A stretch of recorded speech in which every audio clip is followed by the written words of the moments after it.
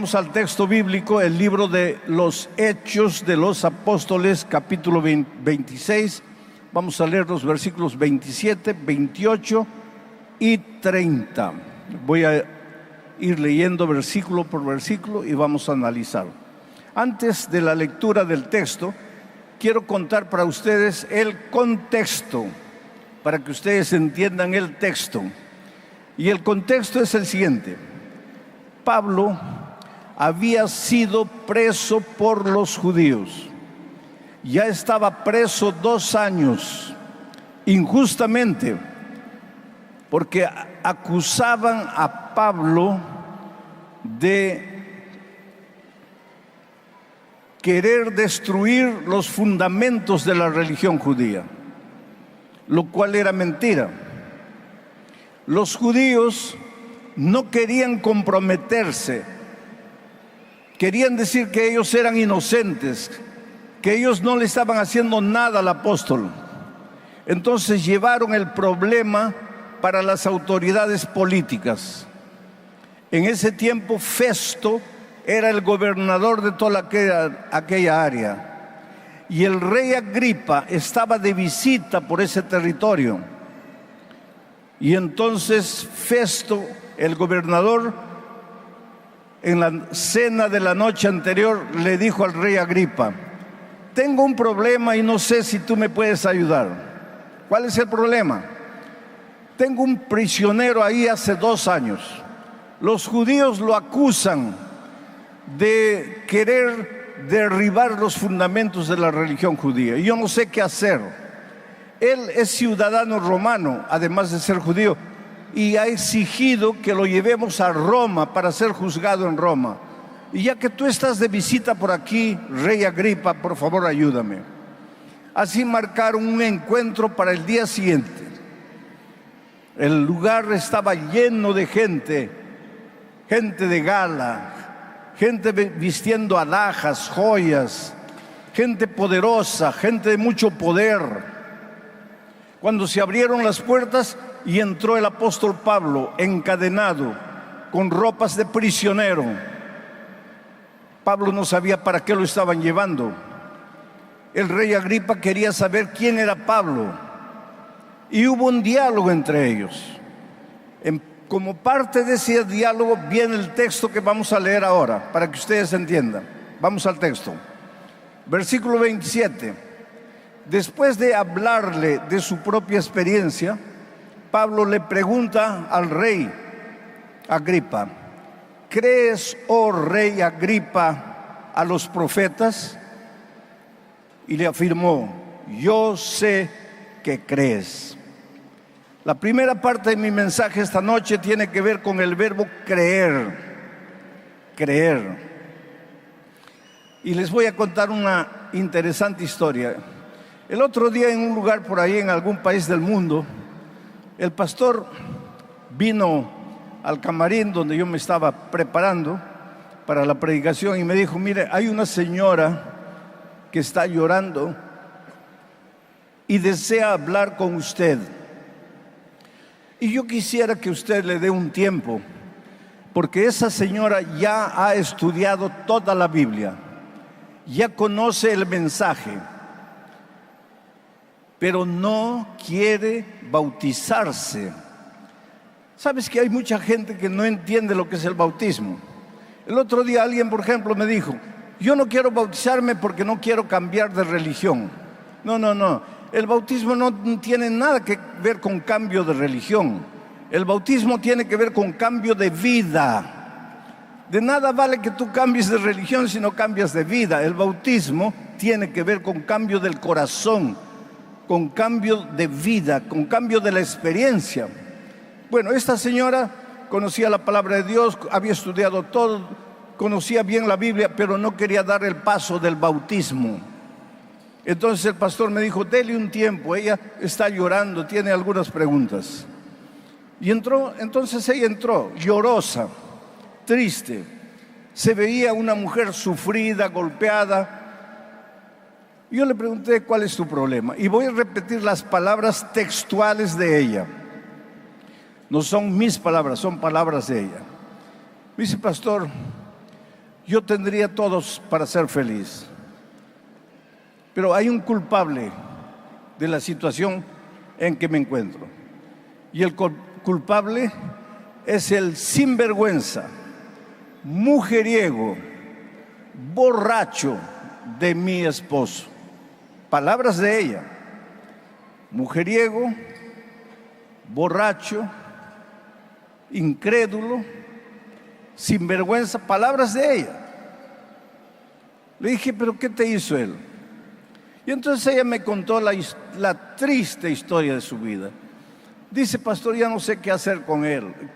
Me vive engañando, me engaña con una, me engaña con otra, me engaña con las vecinas. Y lo peor de todo, las vecinas se ríen de mí, se burlan de mí, porque él conquistó a todas las vecinas y yo salgo a la calle, tengo vergüenza de andar por la calle. Yo le digo, pero cuando ustedes eran novios, cuando ustedes eran enamorados, ¿cómo era él? Él me dice, pastor, era la misma cosa, un mujeriego de primera. Me engañaba con mis mejores amigas. Y yo le hago una pregunta simple. ¿Y entonces por qué te casaste? Y miren la respuesta de ella. Pastor, es que cada vez que yo lo descubría, él me pedía perdón, él lloraba, él me decía que era la última vez, que nunca más me iba a engañar. Y yo le pregunto, ¿y tú le creíste? Y ella me dice, sí, pastor, yo le creí. Y esa es mi desgracia. Ahora, yo no le dije a ella lo que te voy a decir esta noche a ti. Al sinvergüenza, mujeriego, en las palabras de ella, al sinvergüenza, mujeriego, borracho de su marido, le creyó. Pero cuando le pregunté, ¿y por qué no te bautizas? ¿Sabes lo que me dijo? Es que no estoy segura. Es que algunos me dicen que me están engañando, que me están lavando la cabeza, el cerebro. Entonces yo no sé si creer, si no creer. Al Señor Jesucristo no sabe si creer o no creer. Ahora, al sinvergüenza, mujeriego y borracho, le creíste. Ustedes se ponen a pensar en la incoherencia del ser humano. Somos incoherentes. Creemos con una facilidad. El celular toca. Abres un mensaje. Te acabas de ganar un carro Fiat, 0 kilómetro, pero mándanos 2,000 para los gastos de la documentación. Tú inmediatamente mandas los 2,000. A Jesús no le crees. Al estafador le crees. ¿Por qué seremos así los seres humanos? Los hombres pueden decirnos lo que quieran, les creemos. Pero cuando Dios nos habla, ¿será verdad? ¿No será verdad? ¿Cómo será? Es por eso que de unos años atrás me he propuesto no predicar sin tener el texto bíblico abierto, porque quiero que ustedes vean lo que está escrito, para comprobar que no les estoy predicando lo que yo imagino, lo que yo creo, sino que estoy leyendo el texto bíblico y comentando el texto bíblico. Aquel día, Pablo se encontró frente al rey Agripa. El rey Agripa era un hombre poderoso, era rey, tenía coronas, una corona, mientras que Pablo era un pobre prisionero. En lugar de una corona tenía cadenas en sus manos y en sus pies. El rey era soberano. Pablo era un pobre esclavo, prisionero. Sin embargo, el rey era un hombre desesperado y vacío. ¿Tú crees que él permitió ver a Pablo, o que él aceptó ver a Pablo porque él iba a resolver el problema en que Pablo se encontraba? No. Él tenía autoridad para hacerlo, pero no se atrevió a resolver el problema porque iría contra los judíos. Entonces, si él no iba a resolver ningún problema, ¿para qué aceptó verlo? Por un simple motivo. Él había oído hablar del Señor Jesucristo. Cuando Jesús estuvo en esta tierra, encontró gente destruida, acabada, vacía, y la restauró, porque el Evangelio restaura. Cuando Cristo estuvo en esta tierra, encontró ciegos, paralíticos, mudos, los hizo ver, los hizo andar, los hizo hablar, porque el Evangelio restaura. Cuando el Señor Jesús estuvo en esta tierra, encontró cadáveres y los resucitó, porque el Evangelio te resucita, el Evangelio te hace de nuevo. Tú puedes estar en el fondo del precipicio, tú puedes estar amarrado a todos los vicios del mundo, pero el Evangelio tiene poder para libertarte y para restaurarte y para hacerte de nuevo. Y Agripa sabía de eso. Y Agripa sabía que Pablo estaba preso por predicar al Señor Jesucristo. Y ahora Agripa quería oír del Señor Jesucristo. Era un pobre hombre vacío. Su esposa, que estaba con él en aquella ocasión, era su propia hermana. Pobre Agripa vivía en un pecado de incesto. En las noches no tenía paz. Tú sabes que una de las tragedias de esta vida, ¿sabes cuál es? Es que cuando salimos por la calle, todos ven nuestro rostro, nuestra ropa, ven nuestras expresiones, pero no tienen la capacidad de ver nuestro corazón. A veces de mañana te despiertas lleno de problemas, discutes con el esposo, o con la esposa, o con los padres, o con los hijos. Tienes un montón de deudas para pagar, o estás corriendo peligro de perder el empleo, o tienes dificultad en el trabajo, pero te levantas y sales a la calle y sonríes para todo el mundo. Buenos días, qué buenos días. Es el peor día de tu vida, pero buenos días. La gente nos ve riendo, pero por dentro estamos llorando. La gente no tiene la capacidad de ver lo que hay en tu corazón. En este mismo momento, muchos están aquí, tal vez por un compromiso social. El otro día, un muchacho vino llorando a frente, entregando su vida a Cristo, y me dijo: pastor, yo soy un ateo, yo no creo en Dios, yo no creo en nada, pero esta noche vine porque me gusta una joven de la iglesia y yo quiero conquistarla, y ella me invitó, y yo no vine porque quería oír hablar de Dios. Yo no creo en la Biblia, yo no creo en nada, yo vine para conquistarla. Pero no importa el motivo por el que hayas venido, la verdad es que esta noche estás aquí y te vas a confrontar no conmigo, te vas a confrontar con la palabra de Dios, te vas a confrontar con el Espíritu Santo que toca tu corazón, que trabaja en tu corazón.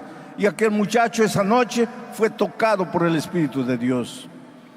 El rey Agripa llamó a Pablo, dialogaron.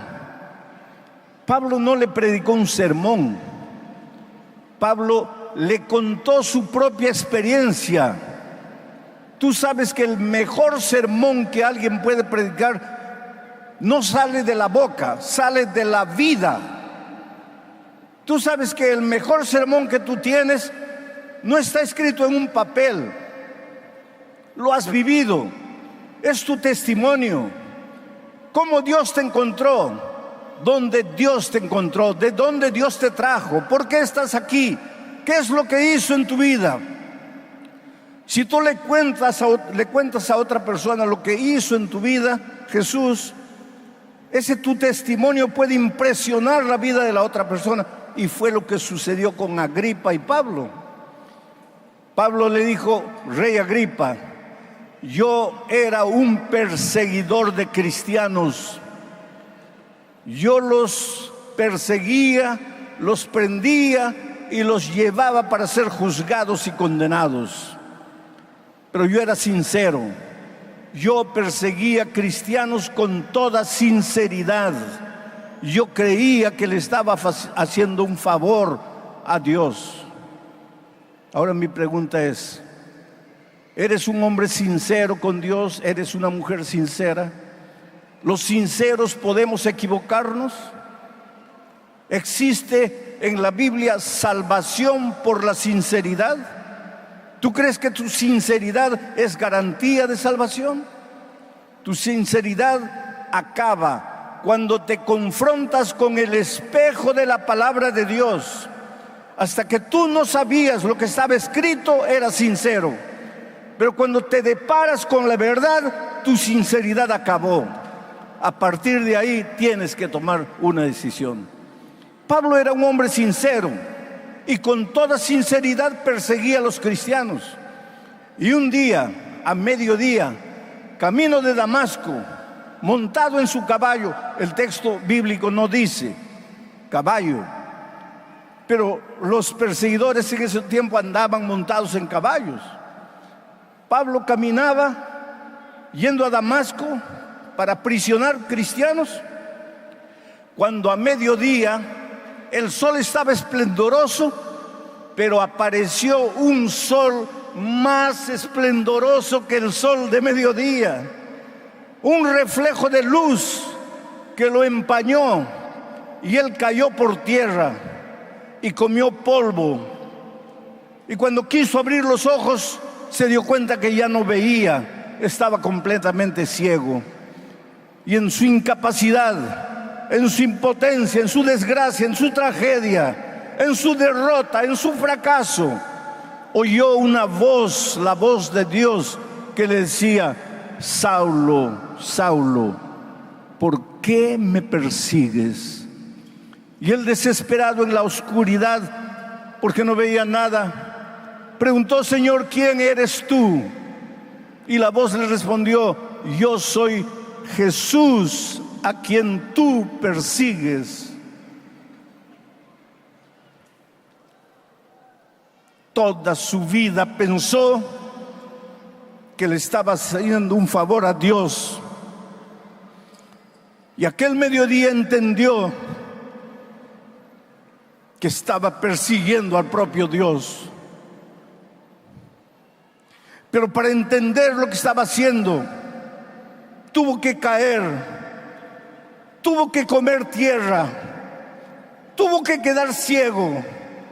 Y en la inoperancia de la vida entendió que estaba persiguiendo al Señor Jesucristo. Yo conozco hombres que durante años pensaron que estaban persiguiendo a la propia esposa por ser ingenua y acreditar en la palabra de Dios, hasta que un día cayeron enfermos y en medio del dolor y de la enfermedad entendieron que no estaban persiguiendo a la esposa, estaban persiguiendo al Señor Jesucristo. Yo conozco gente que a voz en cuello gritaba y se ufanaba diciendo que no acreditaba en Dios, pero cuando el niño que amaba estaba entre la vida y la muerte, cayó de rodillas al suelo y dijo: Señor, la ciencia médica dice que no hay remedio para mi hijo, y yo siempre he dicho que tú no existes, pero si tú no existes, mi hijo va a morir. Entonces, por favor, ten piedad de mí, levanta a mi hijo. Y Dios hizo milagros. Qué pena que muchas veces, para entender que estamos huyendo del Señor Jesucristo, tenemos que conocer el lado oscuro de la derrota y del fracaso. Qué pena que para entender el camino de maldad, de rebeldía, de terquedad que estamos siguiendo, muchas veces tenemos que quedarnos solos en la vida, sin amigos, sin familia, sin dinero, sin valores, sin principios. Cuando el viento de la indiferencia sopla y castiga tu rostro, cuando humanamente no sabes para dónde ir, no sabes qué hacer, entonces levantas al cielo y dices: Señor, ayúdame. Mi padre, que ya descansa en Cristo, durante años dijo no, no, no. En unas vacaciones que yo retorné de Brasil, ya lo encontré en situación delicada. 2 meses después que yo partí, él descansó. Pero un día que yo estaba a solas con él, le pregunté: dime una cosa, toda tu vida le dijiste no a Jesús, ¿qué es lo que te llevó a decirle sí? Porque yo bauticé a mi padre y yo tuve la alegría de entrar al tanque del bautismo para bautizar a mi propio padre, que toda su vida había dicho no. Y mi padre, que era un hombre duro y que pocas veces lloraba, aquel día yo vi 2 lágrimas rodando por sus mejillas. Y me dijo: hijo, mientras yo estaba en pie, solo podía contemplar el plano horizontal.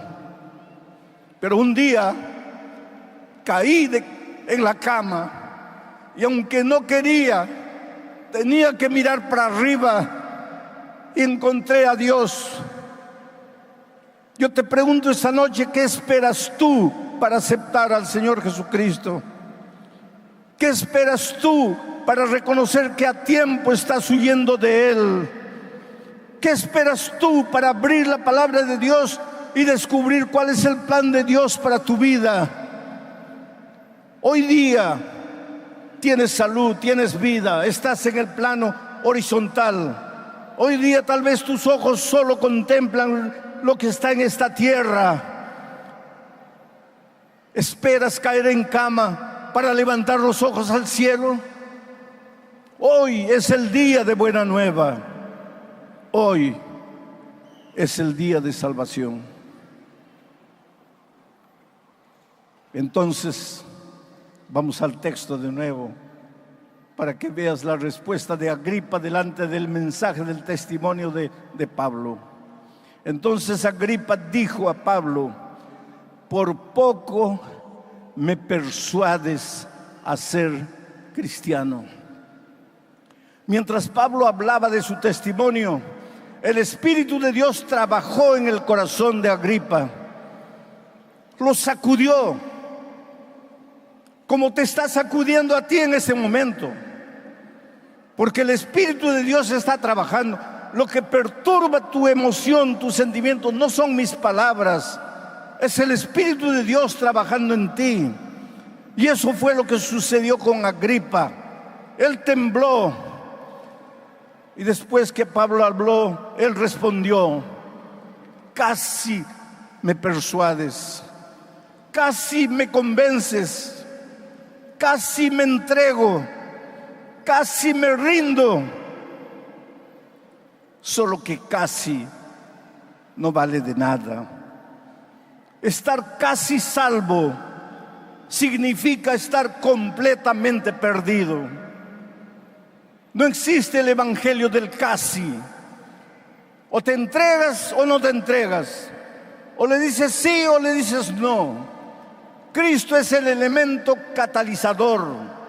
Cuando Él regrese a esta tierra, no va a encontrar ovejas, cabritos, elefantes, jirafas. Solo ovejas o cabritos. Solo vírgenes prudentes o insensatas. Solo aquel que construyó en la arena o construyó en la roca. No hay todos, no hay muchos. Solo tienes 2 opciones. O le dices sí o le dices no. Agripa buscó una tercera opción. Casi no es opción. Casi salvo es estar completamente perdido. Y miren lo que dice el versículo siguiente. Volvamos al texto. Cuando había dicho estas cosas, el rey Agripa se levantó y el gobernador Festo también se levantó, y Berenice, la esposa hermana, también se levantó, y los que se habían sentado con ellos también se levantaron. Pero ¿sabes para qué se levantaron? Para salir sin aceptar el Evangelio de Cristo. Esta noche yo te voy a pedir que te levantes, pero no que te levantes para salir. Te voy a pedir que te levantes para venir, que te levantes para entregarte a Jesús, para rendirte a Él. Yo estaba predicando en un país que guardo en mi corazón con mucho cariño. Hace 2 años atrás casi morí en ese país. El Señor me levantó de la muerte.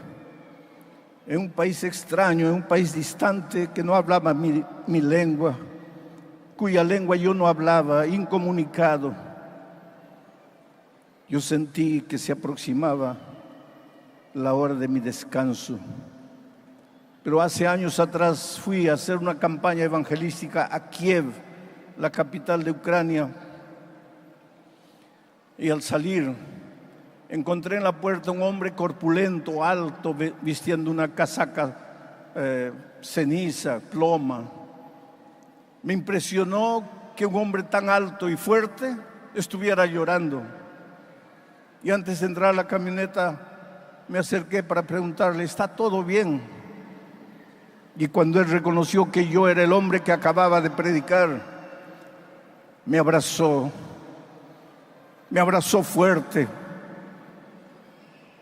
y llorando me dijo, pastor, yo soy ateo, yo no creo en Dios,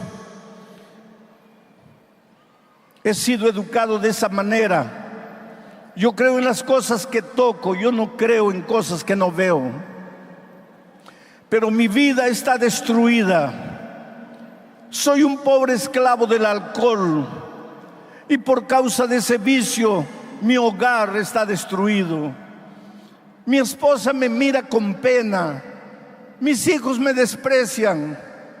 He arruinado todo lo bueno que pude haber conseguido en la vida. Pastor, he venido esta noche aquí porque solo Dios podría hacer alguna cosa por mí. Pero yo no creo en Dios. Por favor, ayúdeme a creer. Necesito creer, pero no puedo.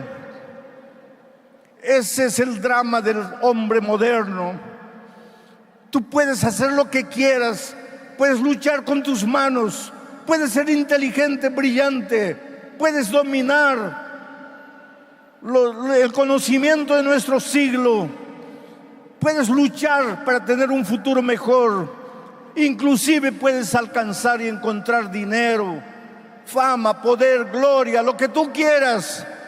Pero en el fondo eres un hombre vacío, una mujer vacía. En el fondo necesitas de Jesús, ¿sabes? Porque un día saliste de las manos de Dios y nunca serás feliz mientras no te devuelvas a Dios. Aquel hombre, verlo me dolía, porque yo estaba viendo en él el retrato del hombre de este siglo que necesita desesperadamente de Dios, pero tiene miedo de comprometerse con Dios, que necesita desesperadamente de la fuerza interior que solo Dios puede dar, pero tiene miedo de abrir su corazón y rendirse al Señor Jesucristo. La vida te ha golpeado, los seres humanos te han herido, estás tan resentido que piensas que Jesús puede hacer lo mismo por ti, y en ti, y en ti, y en ti.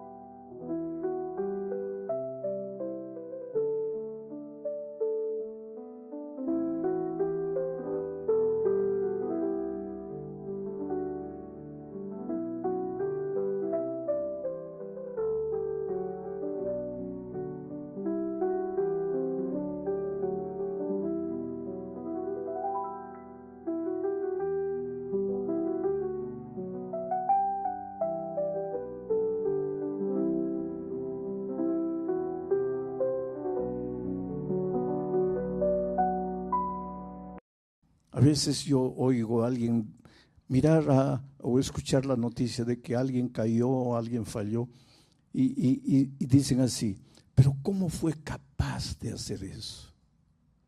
¿Cómo fue capaz? Oh querido, ni tú ni yo sabemos de lo que somos capaces de hacer. ¿Estamos bien? Solo por la gracia redentora de Jesucristo.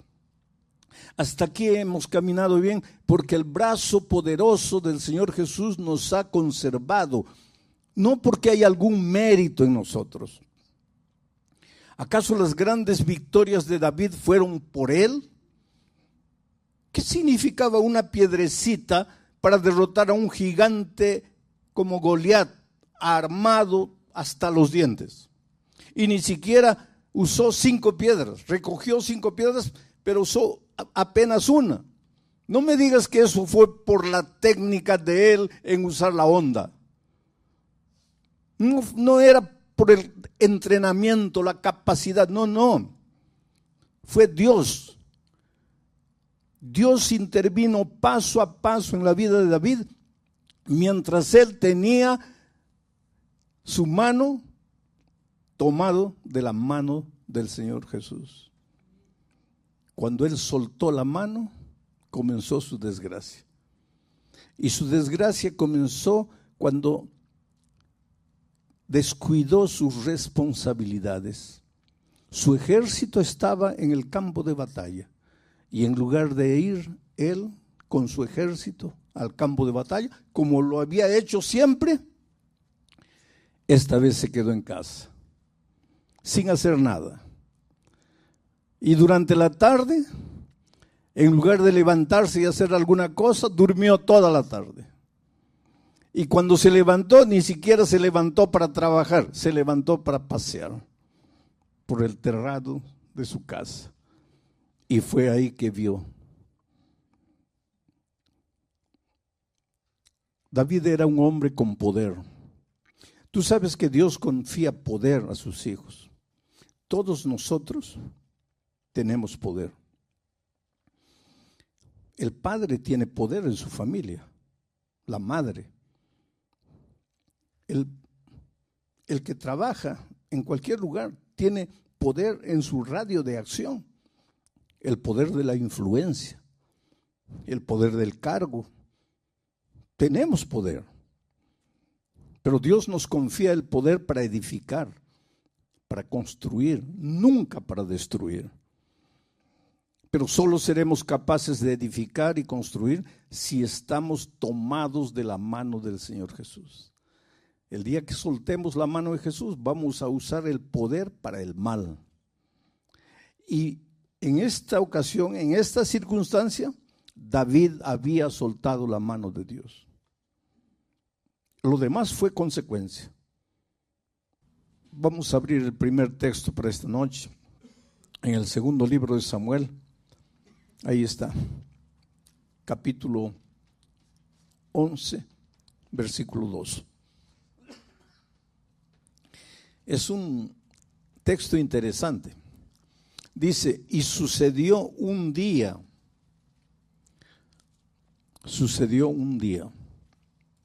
al caer la tarde, que se levantó David de su lecho. Mi pregunta es,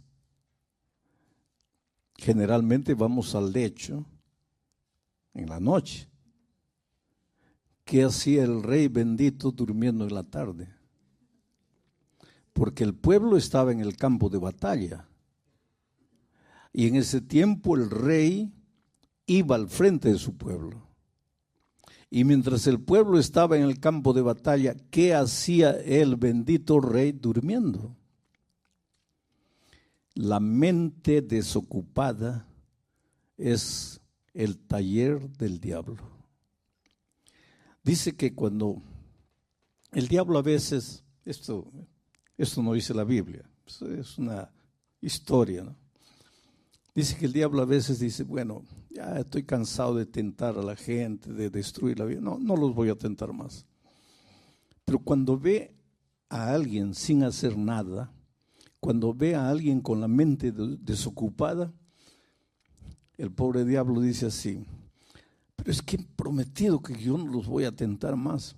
Pero cuando ve una mente desocupada, el pobre no puede resistir la tentación y cae y tenta. Una mente desocupada es taller del enemigo. Generalmente la tentación aparece cuando no estás haciendo nada. Por eso es que tenemos que estar con nuestra mente siempre ocupada en cosas buenas, en cosas que edifican, en cosas nobles. Pablo dice: si hay algo bueno, si hay algo digno de alabanza, en esto pensad. Pero sucedió un día, al caer la tarde, que se levantó David de su lecho y se paseaba sobre el terrado de la casa real y vio desde el terrado a una mujer que se estaba bañando, la cual era muy hermosa. El problema no fue la hermosura de la mujer. El problema tampoco fue que se estaba bañando. Ni el problema fue que él la vio. El problema es que él estaba sin hacer nada, paseándose en el terrado de la casa, de un lado para otro, sin saber en qué pensar. Su ejército allá en el campo de batalla y él, que debería estar al frente del campo de batalla, durmiendo en la tarde. Ahora, ¿ustedes creen que David se va a salvar o no? Claro que se va a salvar. ¿Cuántos salmos de la Biblia fueron escritos por David? David, ¿cuántos sermones has escuchado acerca de David? David es una fuente de inspiración para mucha gente. Por lo menos para mí lo es. Ustedes saben que Jesús vino de la descendencia de David. ¿No podría haber escogido Dios para ser ascendiente de David alguien que no tuviera el pasado negro que tuvo David? Otra cosa, la Biblia está llena de historias. Dios no podría haber seleccionado solo las historias inspiradoras para colocar en la Biblia, para que cada vez que leyésemos la Biblia nos sintiésemos inspirados a hacer cosas buenas. Podría. ¿Por qué Dios registró en la Biblia historias terribles? Si ustedes leen la Biblia de Génesis hasta el Apocalipsis, vas a encontrar algunas historias que literalmente te da repugnancia. ¿Cómo es que los seres humanos fueron capaces de hacer eso? Y muchos de ellos van a estar en el reino de los cielos. ¿Cuál es la explicación? ¿Cuál es la explicación para que un hombre de Dios como David, porque ustedes saben que de jovencito David era un niño consagrado a Dios? Hoy día a los niños en la iglesia no les contamos historias de David, que era un pastorcillo, que cuando venían los leones, él en el nombre de Dios enfrentaba a los osos y a los leones, y cuando tenía más o menos 16 años se enfrentó a un gigante Goliat, y con solo una piedrecita lo derrotó. ¿No contamos historias maravillosas? ¿Acaso cuando Samuel visitó a Isaí, el padre de David, y le dijo: Dios me ha mostrado que entre tus hijos está el futuro rey de Israel? Entonces Isaí dijo: seguramente es este. No, ese no es. Entonces debe ser este otro. No, ese tampoco. Entonces este. No, este. Y fueron desfilando todos los hijos de Isaí y Samuel decía: no, ninguna de esos. Y entonces Isaí preguntó: pues, ¿y entonces quién? Ya no tengo más. ¿Cómo no tienes más? Dios me ha mostrado que un hijo tuyo va a ser el rey. Tienes que tener un hijo más. Sí, tengo un debilucho, flaquito ahí pastando ovejas. Pero ese no, pues ese no va a ser rey nunca. Llámalo. Y lo trajeron. Y cuando Samuel lo vio, dijo, este es el hombre. Ahí nace ese versículo que dice que Dios no ve lo que está delante de sus ojos, como los hombres. Cuando vamos a escoger a alguien, le vemos al más pintoso, al más hermoso, al más bonito, al más inteligente, al más apuesto. Pero Dios no ve así. Cuando Dios ve el corazón. Y David fue llamado el hombre conforme al corazón de Dios. Fue un hombre extraordinario. Fue nombrado rey de Israel. Pero cayó y cayó estrepitosamente. Lección número 1. El hecho de que hoy estamos bien con Dios no significa que mañana también estaremos. No existe una vez salvo, para siempre salvo. No existe. Existe una vez salvo, cada día salvo, cada hora salvo, cada minuto salvo, cada segundo salvo. No es porque Dios me ha usado durante 40 años que me va a seguir usando. Mañana puedo tener una caída estrepitosa, porque basta soltar el brazo poderoso de Dios y no somos nada en la vida. A veces yo oigo a alguien mirar o escuchar la noticia de que alguien cayó o alguien falló y dicen así, pero ¿cómo fue capaz de hacer eso? ¿Cómo fue capaz? Oh querido, ni tú ni yo sabemos de lo que somos capaces de hacer. ¿Estamos bien? Solo por la gracia redentora de Jesucristo. Hasta aquí hemos caminado bien porque el brazo poderoso del Señor Jesús nos ha conservado, no porque hay algún mérito en nosotros. ¿Acaso las grandes victorias de David fueron por él? ¿Qué significaba una piedrecita para derrotar a un gigante como Goliat, armado hasta los dientes? Y ni siquiera usó 5 piedras, recogió 5 piedras, pero usó apenas una. No me digas que eso fue por la técnica de él en usar la honda. No era por el entrenamiento, la capacidad, no. Fue Dios. Dios intervino paso a paso en la vida de David, mientras él tenía su mano tomado de la mano del Señor Jesús.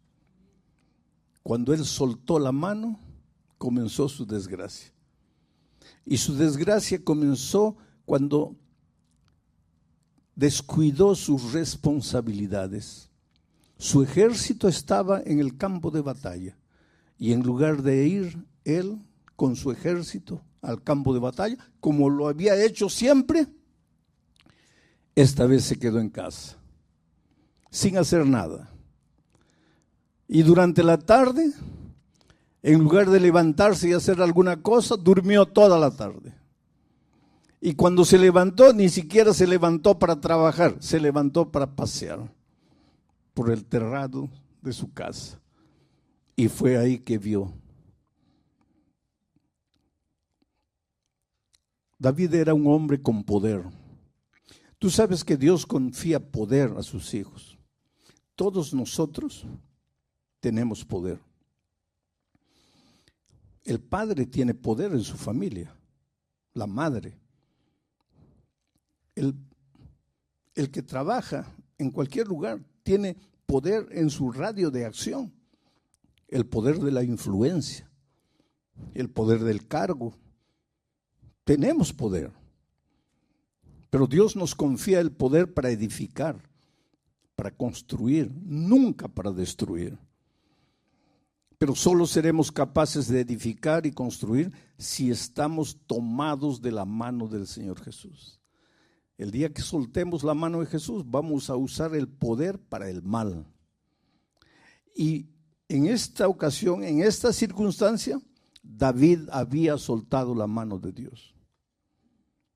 Lo demás fue consecuencia. Mandó llamar a la mujer porque él tenía poder, era el rey. ¿Quién le podía decir no al rey? Cometió adulterio. Unos días después la mujer llega, manda un emisario y le dice: rey, estamos en un problema terrible porque estoy embarazada. Y hace meses mi esposo está en la batalla. ¿Qué explicación tengo? No sería motivo para que él se arrepintiera y llorara y pidiera perdón, pero no lo hizo. Tenía poder y usó mal el poder. Mandó traer al esposo de Betsabé y le dijo: mira, ven, ve a tu casa, estás tanto tiempo en el campo de batalla, ve a tu casa, duerme con tu esposa. Miren la manipulación del poder. Pero el esposo de Betsabé, un general del ejército de David, dijo: no, señor, ¿cómo voy a ir a dormir a mi casa mientras mis soldados están en el campo de batalla? El rey, la historia es grotesca y está en la Biblia. ¿Por qué Dios ha registrado historias grotescas en la Biblia? Por un motivo, porque Él quiere que nosotros aprendamos de las cosas buenas y aprendamos de las cosas malas.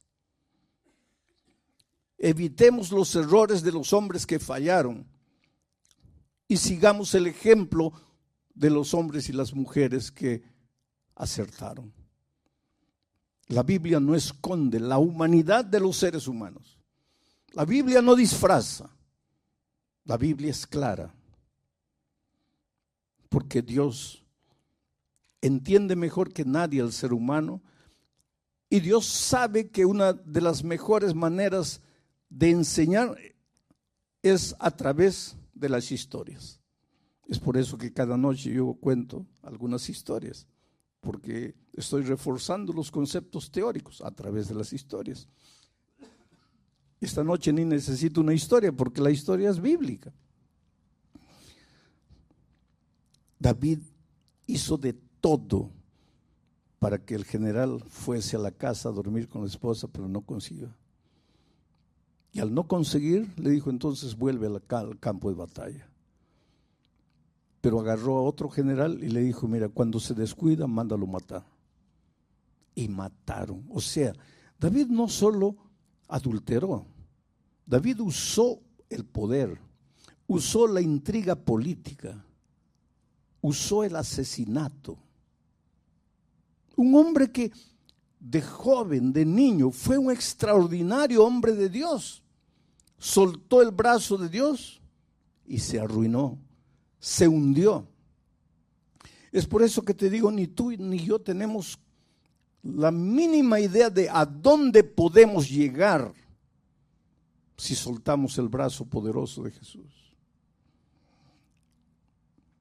La historia es muy triste.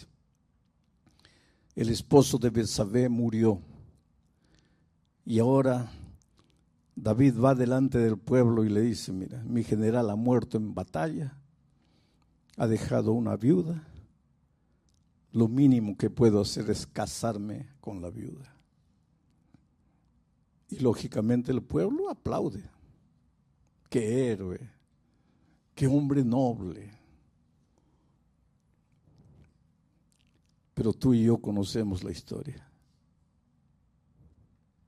Un día, Dios envió al profeta Natán a visitar a David. Miren cómo somos los seres humanos. Y el profeta Natán le dijo: David, necesito tu ayuda.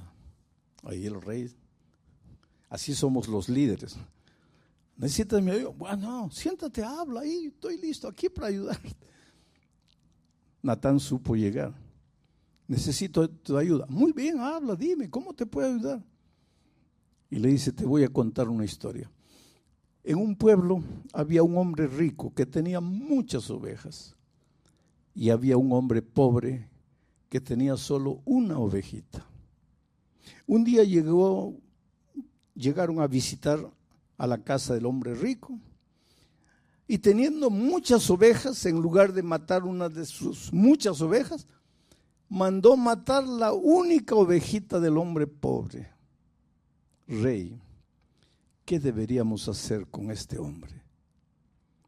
El rostro de David se encendió de ira, porque cuando se trata de hacer justicia con los otros, ahí estamos listos, ¿no?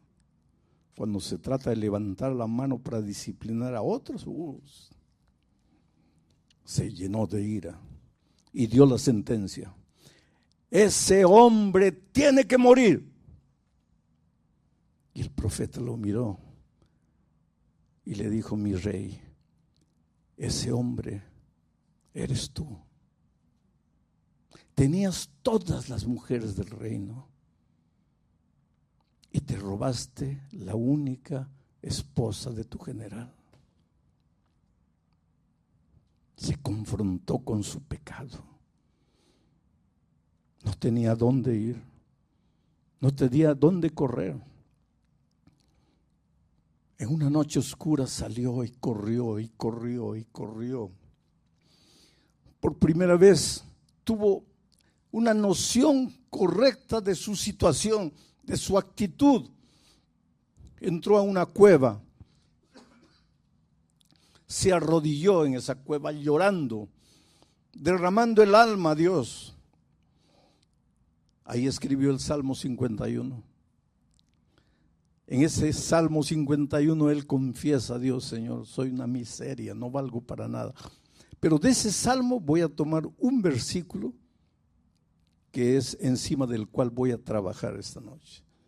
Salmo 51, versículo 5. Miren lo que él dice, arrodillado, clamando a Dios: he aquí, Señor, en maldad he sido formado, y en pecado me concibió mi madre. Ahora, si tú solo lees el versículo y no lees el contexto, vas a pensar que el sexo es pecado. Y porque la mamá y el papá tuvieron una noche de sexo, él nació y que él considera que es fruto de pecado. Pues es una visión completamente distorsionada de la palabra de Dios. Él no está hablando de eso. Él está hablando de la naturaleza pecaminosa del ser humano. ¿Qué es naturaleza pecaminosa? Te voy a explicar. Cuando nosotros fuimos creados, cuando Adán y Eva fueron creados, ellos fueron creados con naturaleza perfecta. ¿Qué es naturaleza perfecta? Es la inclinación, es la tendencia a hacer el bien. Así como para ti es fácil respirar, es natural respirar, para Adán y Eva, con la naturaleza perfecta con que fueron creados, era natural obedecer. Desobedecer era contra su naturaleza. Y ahora vas a preguntar: ¿y entonces por qué pecaron? De cierta manera, cuando Adán y Eva desobedecieron, fueron contra su naturaleza, porque ellos tenían naturaleza perfecta. Pero entonces sucedió un misterio. El ser humano perdió la naturaleza perfecta y adquirió una naturaleza extraña, mala, perversa, que se llama naturaleza pecaminosa. Y después, cuando los seres humanos comenzaron a nacer, todos vinimos al mundo trayendo la naturaleza pecaminosa. Pastor, ¿qué es la naturaleza pecaminosa? Lo contrario de la naturaleza perfecta. O sea, con la tendencia, con la naturaleza pecaminosa, lo que es natural, lo que es simple, lo que es fácil, es desobedecer, es fabricar el mal, es andar en los caminos del mal. Lo que es difícil, y yo diría imposible, es obedecer. Eso ya es contra nuestra naturaleza, la obediencia. Lo que es natural para el hombre caído es la desobediencia. todos nosotros hemos venido al mundo trayendo la tendencia al mal. Somos pecadores desde que nacemos. A veces los adultos tenemos dificultad en entender eso, pero desde que nacemos ya traemos el egoísmo arraigado en nuestro ser, en nuestra naturaleza. ¿Y quieres probar? Dale la mamadera a tu hijito, no quiere. Dale, no quiere. Entonces toma la mamadera y dale al otro, ahí él quiere. Y tú te ríes, ay, qué bonito. Pero ¿qué es eso? Eso es el egoísmo natural. Él no lo hace pensando, está dentro de él. Solo que cuando vamos creciendo, dejamos de ser niños, nos volvemos adolescentes, jóvenes, adultos. Aprendemos a disfrazar nuestra naturaleza egoísta. Un ejemplo, coloca 5 pedazos de torta en la mesa, de pastel, y coloca 6 pedazos de pastel y coloca 5 niños. Cada uno va a agarrar lo más rápido que pueda un pedazo y sobra un pedazo. Pero observa, todos van a comer lo más rápido que puedan para agarrar el pedazo que está sobrando, porque son egoístas explícitos. No disfrazan. El niño no disfraza, pero a medida que vamos creciendo, coloca 6 pedazos de pastel en la mesa y 5 adultos. Cada uno agarra su pedazo y come con mucha delicadeza y sobra un pedazo. Los 5 se mueren de ganas de agarrar el pedazo, pero se miran. Por favor, no, tú, por favor. No, tú. Pero en el fondo del corazón, inconscientemente lo que están diciendo es, ¿cómo podrían desaparecer estos 4 para comérmelo yo? Pero es que aprendimos a disfrazar. Ahora, no es porque somos perversos conscientemente, eso está en nuestra naturaleza. Solo que hemos aprendido a disfrazar. Eso es lo que David dijo cuando he sido formado en maldad. Ya he venido al mundo trayendo la naturaleza pecaminosa desde mi concepción. Yo ya vine al mundo trayendo esta naturaleza mala. Y Pablo en cierta ocasión en Romanos capítulo 7 lloró y dijo, yo no entiendo mi vida. Yo sé todo lo que Dios quiere de mí, lo que Dios espera de mí. Yo trato de hacer lo que Dios quiere, pero cuando me doy cuenta ya estoy haciendo todo lo contrario. Y si estoy haciendo lo que no quiero, porque lo que yo quiero es esto, pero estoy haciendo lo que no quiero, entonces quien hace esto ya no soy yo, sino el pecado que está dentro de mí. ¿De qué está hablando? De la naturaleza perversa que todos traemos al mundo. Y entonces Pablo llega a un momento y se desespera y dice, miserable hombre que soy, ¿quién me librará de esto? Y la experiencia de Pablo es la tuya y es la mía. Nosotros sabemos lo que Dios quiere. Tratamos de hacer lo que Dios quiere, pero cuando nos damos cuenta ya estamos yendo para allá y nos desesperamos. Y lo que pensamos es, yo no valgo para nada, mi palabra no vale para nada, le he prometido a Dios 1000 veces, pero yo soy débil, yo no puedo cumplir. No te desesperes, querido. Lo que tienes que aprender, lo que tienes que entender es cómo se vive con la naturaleza mala que está dentro de mí. ¿Por qué? Porque hasta cuando Cristo vuelva, todos nosotros vamos a cargar esa naturaleza mala, todos. Y mientras carguemos esa naturaleza perversa, al menor descuido vamos a descender a lo profundo del abismo. Y esa lucha va a ser hasta cuando Cristo vuelva. Porque cuando Cristo vuelva, Pablo dice, esto mortal será vestido de inmortalidad. Y esto corruptible será vestido de incorruptibilidad cuando Cristo vuelva. Pero en la conversión ya no cambié. No, te voy a explicar lo que pasa en la conversión. Si tú naces con naturaleza pecaminosa, con tendencia para el mal. Tú no tienes la naturaleza que quiere obedecer, tienes solo la naturaleza propia del ser humano de pecado. Pero un día te encuentras con Cristo y aceptas a Jesús como tu Salvador y le entregas tu vida. ¿Sabes lo que el Señor Jesús hace? Coloca en tu corazón la naturaleza de Cristo. Pablo le llama eso la mente de Cristo. Solo que esa mente de Cristo, esa naturaleza de Cristo en ti es como un nené recién nacido. A partir del momento de tu conversión, tú pasas a ser un ser humano con dos naturalezas. Una vieja naturaleza perversa y una naturaleza recién nacida, la nueva criatura en Cristo. Y a partir de ese momento hasta la vuelta de Cristo, esas dos naturalezas van a luchar. La naturaleza vieja perversa va a querer apoderarse de tu vida. La naturaleza de Cristo también va a apoderarse de tu vida, va a querer. Un joven un día me dijo, pastor, cuando yo no era convertido, cuando yo no conocía a Jesús, yo era feliz a mi manera.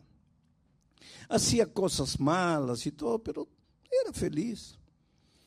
Me dominaba, me controlaba, pero era feliz. No tenía lucha. Ahora, desde que conocí a Jesús, mi vida es una lucha. ¿Por qué? Porque antes de conocer a Jesús no había lucha en tu vida. Porque antes solo tenías una naturaleza. ¿Con quién iba a pelear esa naturaleza? Entonces no había lucha en tu vida. ¿Y por qué después que conoces a Jesús pasas a experimentar la lucha? Porque ahora tienes la naturaleza de Cristo y tienes la otra naturaleza perversa. Y esas dos van a pelear una contra la otra. Y mira lo que Pablo dice, lo explica de una manera muy interesante. Romanos, por favor. No seas vencido por lo malo, por la naturaleza mala, sino vence con el bien, la naturaleza de Cristo, el mal. Vence con el bien, el mal. Esto es interesante. Te voy a hacer la última ilustración de la noche. Mira, vamos a decir que tenemos dos tigres en una lucha a muerte. Pero ahora tú separas los tigres, lo colocas uno aquí y a otro aquí. A este le das comida día y noche, lo alimentas día y noche, y el tipo está robusto, fuerte, lleno de vida. A este pobrecito no le das comida. De vez en cuando te acuerdas un poquito de comida. Pasan 2, 3 días, otro poquito de comida. El pobre está todo famélico, está todo debilucho, hueso y pellejo, mientras este otro está todo robusto. Ahí los sacas y los colocas en el campo de batalla. ¿Cuál de ellos va a vencer? Pues este pobrecito no le da ni para un zarpazo, este lo va a derrotar, porque este está mejor alimentado. Tú tienes que recordarte que a partir del momento de tu conversión, tú tienes dos tigres dentro de ti. ¿Y quién va a vencer? El que fuere mejor alimentado. No entiendo, pastor, te explico. ¿Cómo se alimentan las naturalezas? Por los 5 sentidos. Lo que ves, lo que oyes, lo que hueles, lo que comes, lo que tocas. Todo lo que entra principalmente por los ojos y por los oídos es alimento o para una o para otra, o para una o para otra. Tú te vas a dar cuenta que al fin de la semana te vas a sentir espiritualmente fuerte. Vas a ver, ya estás comenzando. ¿Por qué? Porque todas las noches estás la naturaleza cristiana que hay en ti está recibiendo una superdosis de vitamina espiritual. Pero después de la semana ya no estudias la Biblia, ya te descuidas, ya no oras, ya no conversas con Dios, estás metido en las redes, viendo cualquier tontería o en la televisión, alimentando tu cabeza. Ahí la otra, la mala, queda gorda, robusta, la naturaleza de Cristo.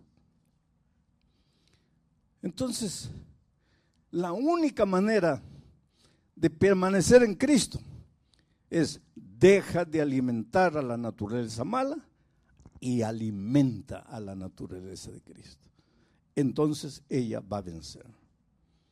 Pero querido, hasta que Cristo venga, tu vida y la mía va a ser una permanente lucha. Y en esa lucha muchas veces, como David, vas a fallar. Pero el hecho de que falles no quiere decir que estás perdido.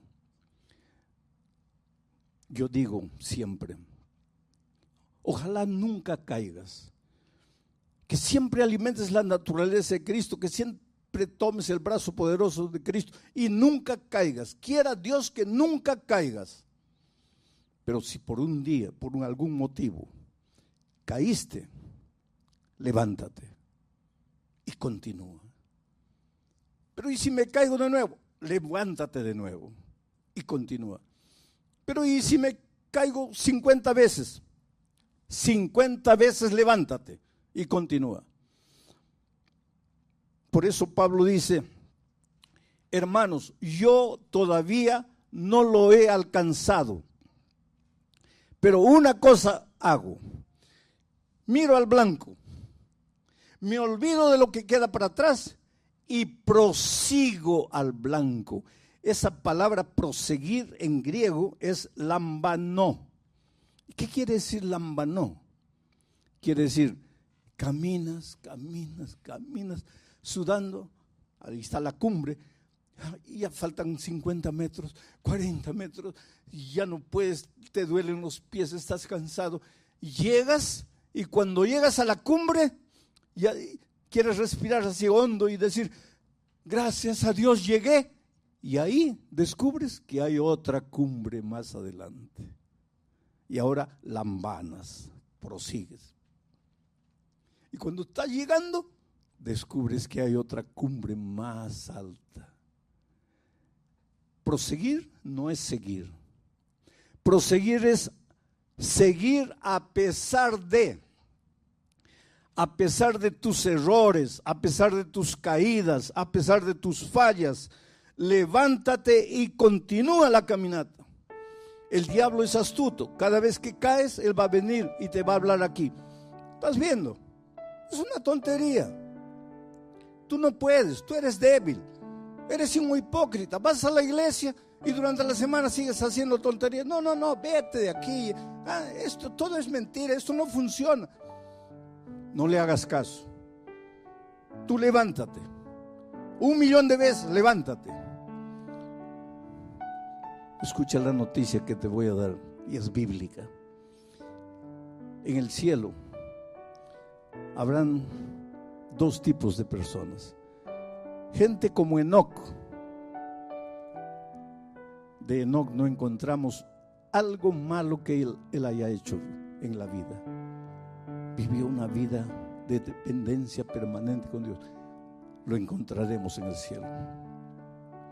Pero la gran noticia es que en el cielo también estará David, con todo su pasado, con toda su miseria.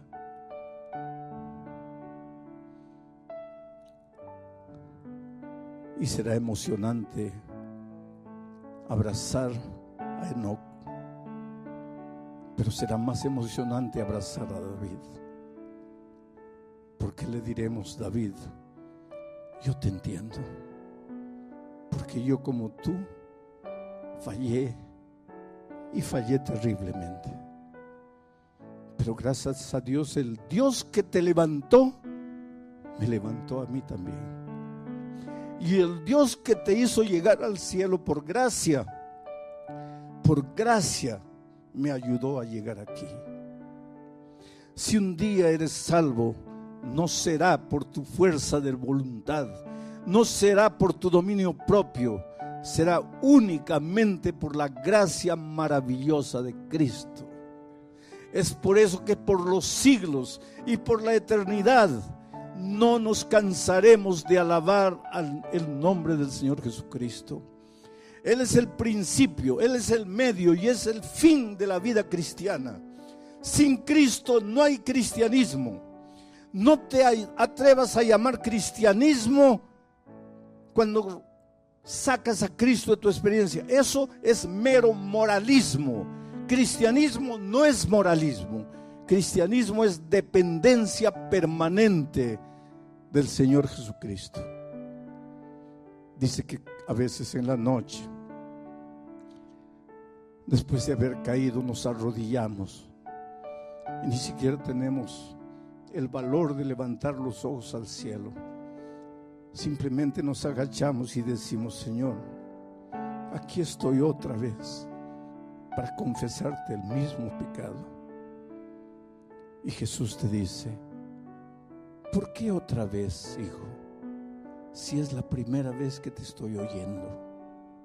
Porque cuando Dios perdona, se olvida, y se olvida para siempre. Cada día es un nuevo día. Cada entrega es una nueva entrega.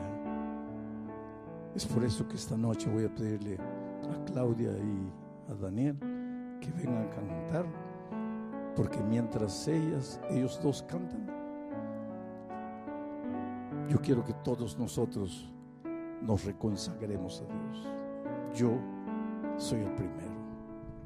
Quiero entregarle una vez más mi vida a Dios. Quiero depender de Dios y depender de su gracia.